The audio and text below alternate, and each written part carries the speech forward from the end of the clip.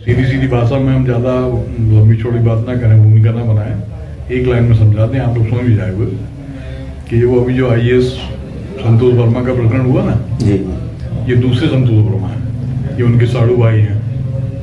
उनका एटीट्यूड जो है और भाषा जो है संतोष वर्मा से कम नहीं। कल एक मामला दिन भर सुर्खियों में रहा। यह मामला था पटवारी का। पटवारी संघ ने कलेक्टर एसपी को एक सामूहिक रूप से ज्ञापन सौंपा था, जिसमें विधायक देवरी विधायक ब्रजबिहारी पटेरिया पर गाली गलौज और जूते मारने के आरोप लगाए थे और भी गंभीर आरोप लगाए थे।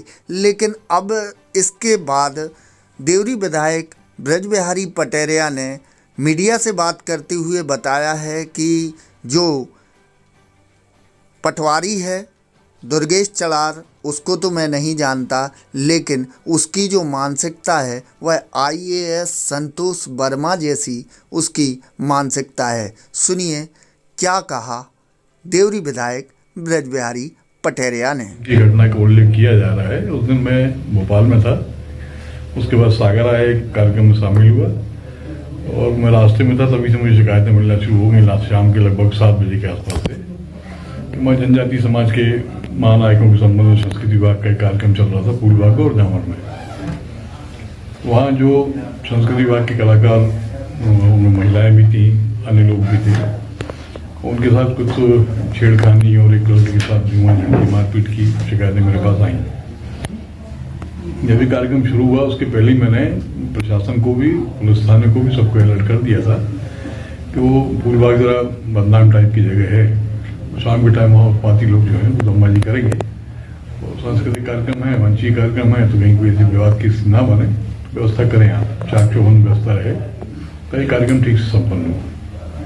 उसके बाद शिकायतें आना शुरू हो गई, तो मैं सागर से वो कार्यक्रम अटेंड करके मैं आया गोलजामल, रात के लगभग 9 बजे के आसपास की बात है, 8:30-9 बजे की बात।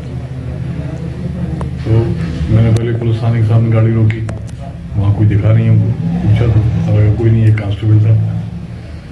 फिर मैं गया जहाँ वो कार्यक्रम चल रहा था, वहाँ गया, वहाँ देखा तो वो पूरे कार्यकर्ता अपना कार्यक्रम के बाद की जो उनकी व्यवस्थाएं होती हैं, पर्दे वर्दे निकालना, सामान पैक करना, वो सब कर रहे थे।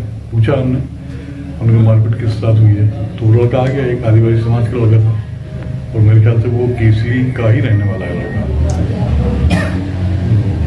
उसने बताया कि हमारे साथ हुआ ऐसे, हम उससे पूरा घटनाक्रम पूछा कौन था यहाँ मौके पे।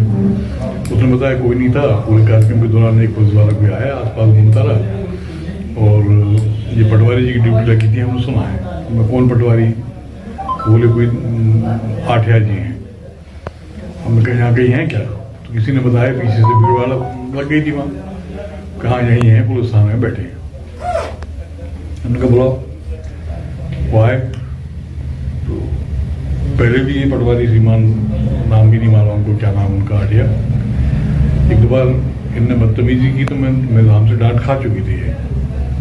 उनका एटीट्यूड ही अलग है और सीधी सीधी भाषा में हम ज़्यादा लंबी चौड़ी बात ना करें, भूमिका ना बनाएं, एक लाइन में समझा दें, आप लोग समझ भी जाएंगे कि वो अभी जो आईएएस संतोष वर्मा का प्रकरण हुआ ना जी, ये दूसरे संतोष वर्मा है, ये उनके साड़ू भाई हैं।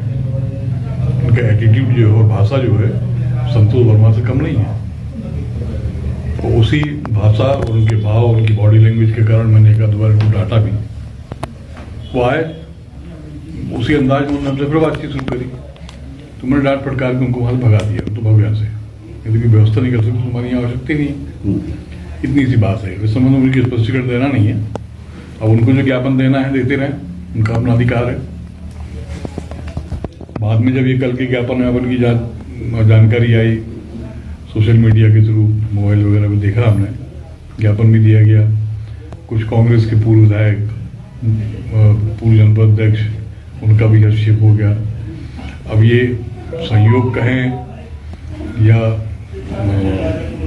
षड्यंत्र कहें, पूर्व अध्यक्ष अंचल आठिया, वो भी आठिया हैं और ये पटवारी भी आठिया है।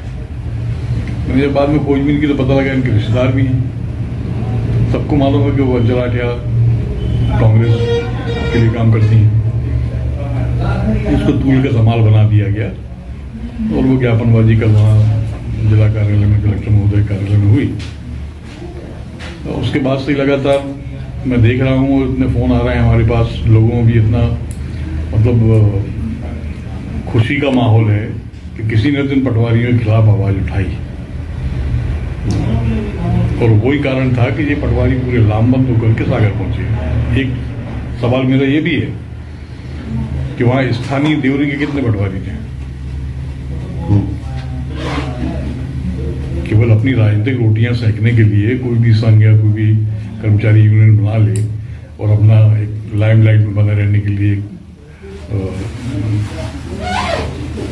सहानुभूति अर्जित करने के लिए, अपना नाम छपवाने के लिए अखबारों में इस तरह की हरकतें करते हैं। इसको भी प्रशासन को ध्यान में रखना चाहिए।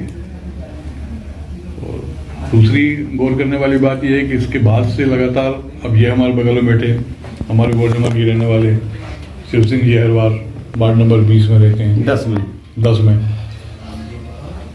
इनके साथ जो हुआ वो आप लोग बाद में इनसे बात कर लेना, ये पहले कर चुके होंगे। ये बगल में हमारे अरविंद सेन है, इनकी फ़ोन पे बात हुई, इनके पास ऑडियो क्लिप है, वो भी इनने हमारी भेजी, हमने देखी सुनी। कहना खुले यहाँ मोबाइल पैसों के लेन देन की बात हो रही है। ये हमारे शिव सिंह जी बैठे हैं, इनसे नामांतरण की केवल बात थी या पैमाइश की बात थी, उस पर लेन देन की बात हो रही है। 2-3 लोग और आए, उनके पास स्क्रीनशॉट है पेमेंट की। यानी भ्रष्टाचार भी अब और रंगे हाथ पकड़े जाने वाला मामला भी खत्म है। अब तो भ्रष्टाचार भी फोन पे ही हो रहा है। उसके बाद स्क्रीनशॉट है, पटवारी खाते में उसने पैसे डाले। तो कहीं आदरणीय सबसे न केवल प्रशासन की छवि खराब होती है बल्कि सरकार की भी छवि खराब होती है। लोगों में धारणा बनती जा रही है कि अब तो माहौल ऐसा बन गया है कि अब तो खुलेआम अपना सब कुछ करो, फोन पे ही सब काम हो जाता है। तो इसके खिलाफ तो कम से कम संज्ञान लेना चाहिए प्रशासन को भी, सरकार को भी।